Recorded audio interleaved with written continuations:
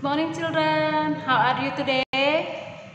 Semoga kalian selalu sehat ya, walaupun kita belajar dari rumah. Tetap semangat ya, jangan malas-malas, apalagi kalian sudah kelas 6. Nah, hari ini Miss Maria akan jelaskan tentang perkembangbiakan pada hewan. Kemarin subtema 1 kita sudah belajar perkembangbiakan pada tumbuhan. Perkembangbiakan pada hewan dan tumbuhan tidak terlalu jauh beda ya. Ada perkembangan secara kawin atau tidak kawin, atau generatif dan vegetatif. Oke, di sini sebelum kita Miss masuk sampai penjelasannya, biasanya Miss kasih langsung ada pembelajaran dan halaman-halamannya. Kalian bisa lihat di situ ya. Untuk lebih jelas kita akan lihat. Oke, IPA tematik 6A subtema 2. Kalau pembelajaran yang pertama itu ada di halaman 58 sampai 62 itu pembelajaran pertama. Terus halaman 72 sampai 76 itu pembelajaran kedua. Nah, di sini Miss Maria sudah kasih ada PS-nya dan PR-nya. Miss ingatin lagi ya kelas 6. Kalau Miss bilang kerjakan di buku PS ya buku PS. Dan kalau buku PR ya kerjakan di buku PR. Nomor 17-18 dievaluasi, tidak boleh kerjakan di buku paket. Masih ada tuh Miss lihat yang kelas 6 tuh masih ada yang kerjakan di buku paket. Nanti kalau ini subtema 2 masih ada yang kerjakan di situ, Miss nggak akan kasih nilai. Ingat Miss ingatin lagi ya kelas 6, Miss tidak akan memberi nilainya lagi.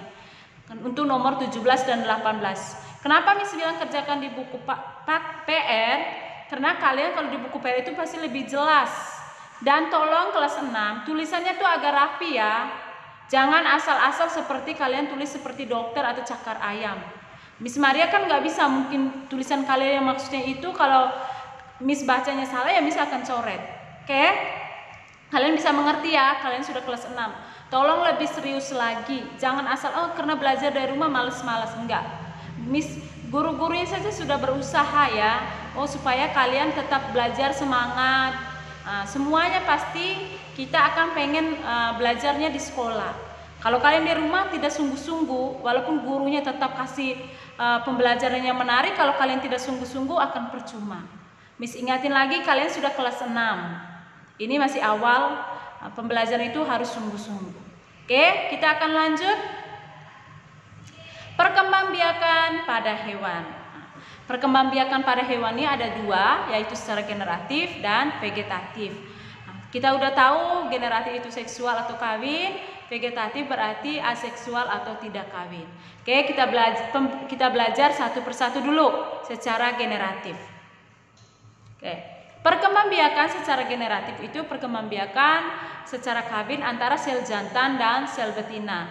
Sel jantan menghasilkan sperma, sel betina menghasilkan sel telur atau ovum. Ya, di sini perkembangbiakan pada hewan secara generatif itu ada 3. Yang paling pertama namanya ovipar. Ovipar itu nama lainnya adalah bertelur. Ovipar ini biasanya pembuahan antara sel jantan dan sel betina, terus dia akan menghasilkan telur. Di dalam pembuahan ini ada 2, ada namanya pembuahan internal dan pembuahan eksternal ya. Pembuahan internal itu pembuahan yang terjadi di dalam tubuh induk ya. Pembuahan yang terjadi di dalam tubuh induk berarti sel sperma dan sel betina itu akan bertemu di dalam tubuh induk betina ya, bukan induk jantan ya, induk betina hewan tersebut. Terus kalau sudah bertemu dia akan menghasilkan telur. Telurnya akan dikeluarkan oleh sel betina. Kira-kira 1 minggu akan dikerami oleh sel betina dan menghasilkan hewan yang baru lagi. Contoh pembuahan internal ini adalah contoh hewan kalau Aves. Aves itu ya contoh burung ya.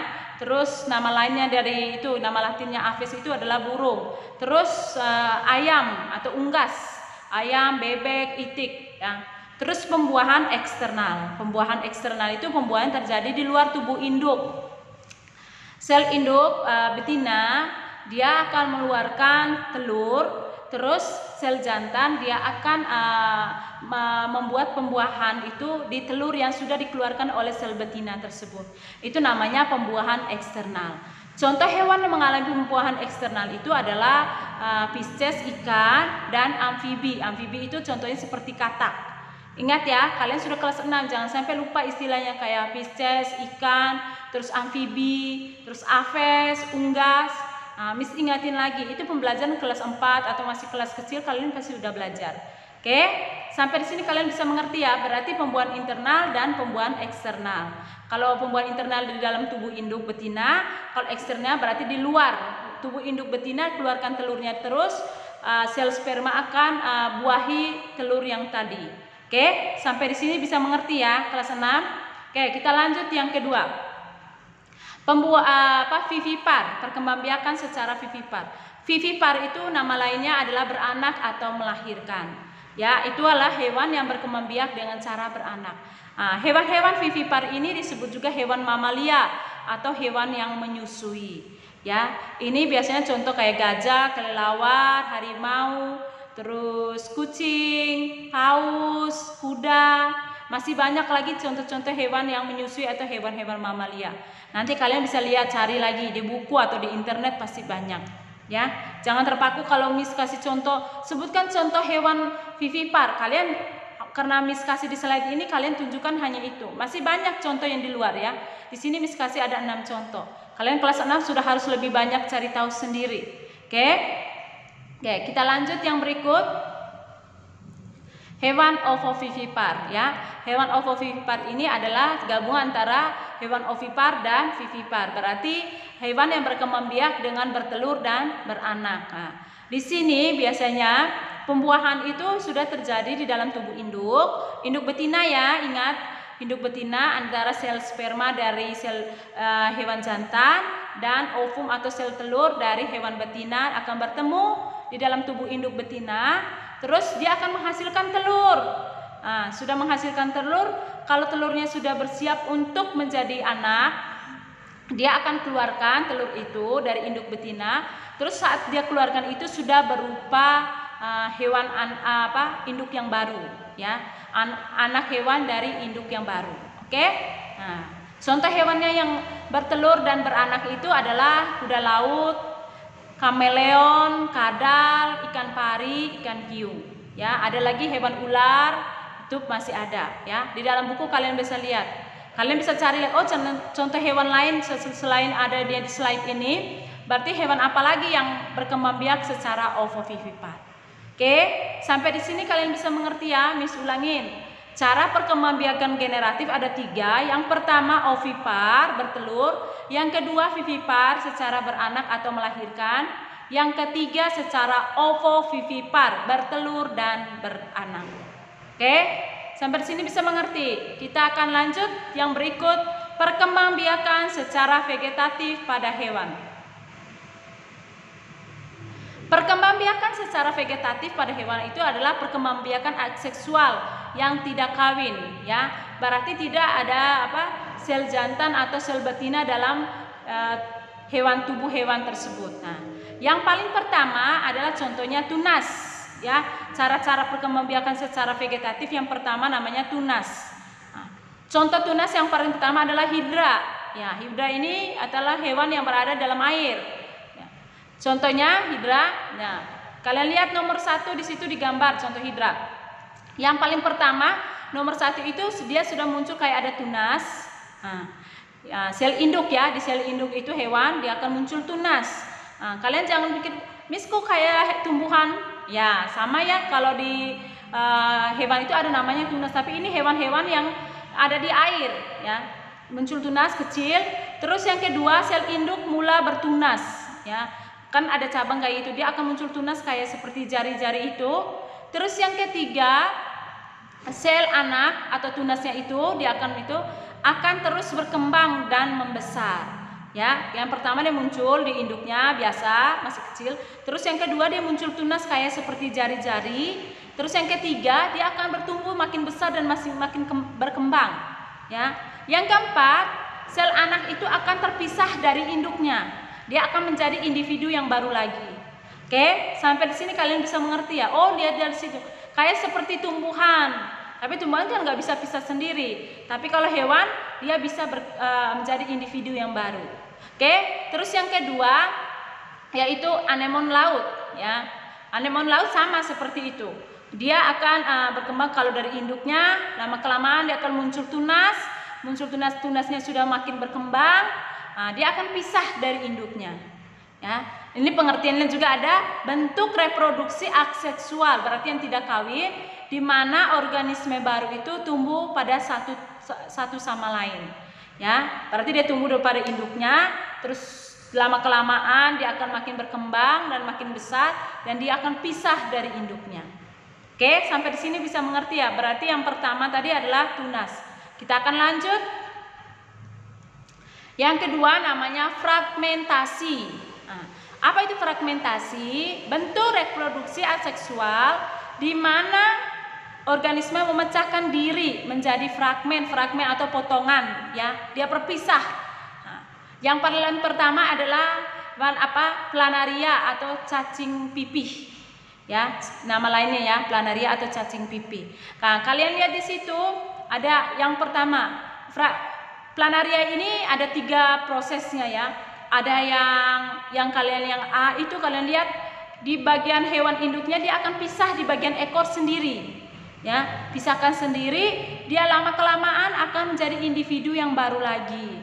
Ya, itu yang A. Terus yang B, di bagian kepalanya kan ada 2 mata. Nah, 2 matanya itu dia akan pisah, belah menjadi sendiri. Ya, dia akan memecahkan diri. Terus yang ketiga, yang C, dalam satu tubuh induk dia akan potong bagian tubuhnya itu menjadi 3, dan dari 3 itu dia akan menjadi tumbuh individu yang baru lagi. Ya, itu ada 3 cara. Terus yang kedua namanya bintang laut. Bintang laut itu cara perkembangbiakan itu dengan cara fragmentasi. Sama ya, bintang laut kalian lihat seperti yang digambar itu dia sudah pisah dari induknya. Ya, tadinya dia masih nempel di induknya, lama kelamaan dia akan pisah dari induknya. Sampai di sini kalian bisa mengerti ya kelas 6. Dengan dari gambarnya kalian sudah tahu, oh ternyata fragmentasi seperti ini, tunasnya seperti ini. Oke, kita lanjut yang berikut. Yang berikut namanya membelah diri. Apa itu membelah diri? Itu adalah membagi tubuhnya menjadi 2 bagian yang ukurannya sama, sehingga sulit dibedakan mana yang induk dan mana yang anak. Oke, yang paling pertama adalah namanya amoeba. Kita lihat amoeba ini bentuknya tidak beraturan. Ya. Yang paling pertama tuh inti selnya itu ada di induk. Nomor 1. Terus yang kedua, dalam tubuh induk dia akan muncul 2 inti sel. Ya, muncul 2 inti sel. Terus yang ketiga, dari 2 inti sel dia mulai membelah diri, tapi masih ada gabungan ya, membelah diri. Terus yang keempat, tadi sudah membeli, dia akan pisah satu sama lain. Ya, dia mempunyai inti sel masing-masing. Oke, itu amoeba. Terus yang kedua namanya paramecium. Nah, paramecium ini ada dinding sel, ada inti sel, terus ada cairan sel. Dari satu tubuh induk, lama kelamaan akan dia bentuk. Tadi yang masih hanya 1 inti sel, dinding sel atau cairan sel, dia akan bentuk menjadi 2. Ya, lama kelamaan masih inti selnya 1, terus dia bentuk menjadi 2. Kalau sudah jadi 2, sudah pisah antara atas dengan bawah, sudah pisah. Lama kelamaan dia dari inti sel itu dia akan pisah dengan tubuh induknya. Berarti dalam tubuh induknya dia akan pisah, ada namanya dinding sel, ada inti sel dan cairan sel. Oke, dari gambar kalian, oh dia akan bentuk lama-kelamaan. Tadinya yang 1 mulut, 1 dinding sel, 1 inti sel, dia akan lama-kelamaan dia bentuk.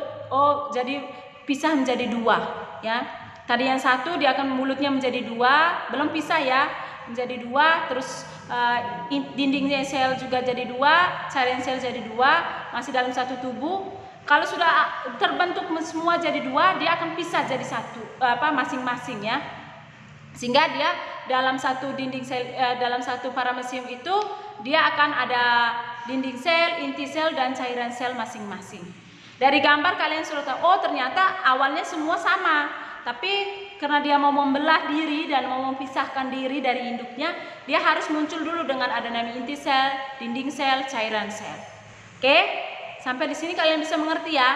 perbedaan dari amoeba dan paramecium. Kalau amoeba itu bentuknya tidak beraturan. Kalian lihat seperti di gambar. Kalau paramecium itu bentuknya beraturan, ya, kayak alas sepatu. Kalau bentuknya itu beraturan. Oke, sampai di sini bisa mengerti ya? Kita akan lanjut. Partenogenesis, ya. Apa itu partenogenesis? Partenogenesis itu adalah cara perkembangbiakan hewan tanpa melalui proses pembuahan, ya. Proses pembuahan. Tapi di sini kalian pasti tanya, Miss, kan ada lebah, ada kalkun, laba goblin, terus komodo, itu kan ada hewan-hewan jantan dan hewan betina.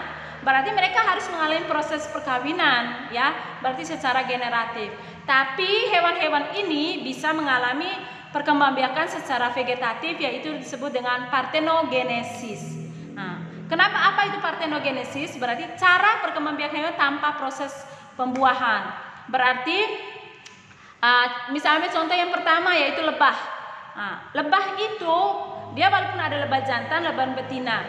Tapi kalau lebah betina dia lama tidak menemukan lebah jantan, dia bisa menghasilkan menghasilkan telur, dan telur itu dia akan menghasilkan individu yang baru lagi. Ya, dia tidak tidak melakukan proses perkawinan juga, dan ada juga bisa melakukan proses perkawinan jika ada lebah jantan dan lebah betina. Tapi kalau lebah betina tidak menemukan lebah jantan, dia bisa menghasilkan induk atau telur yang baru lagi. Begitupun hewan kalkun. Kalkun contohnya ada jantan, ada betina, dia melakukan proses perkawinan. Tapi kalau kalkun, contohnya melihara hanya adanya betina. Hewan betina ini bisa menghasilkan telur dan dia bisa menghasilkan individu yang baru lagi. Begitupun komodo, ya.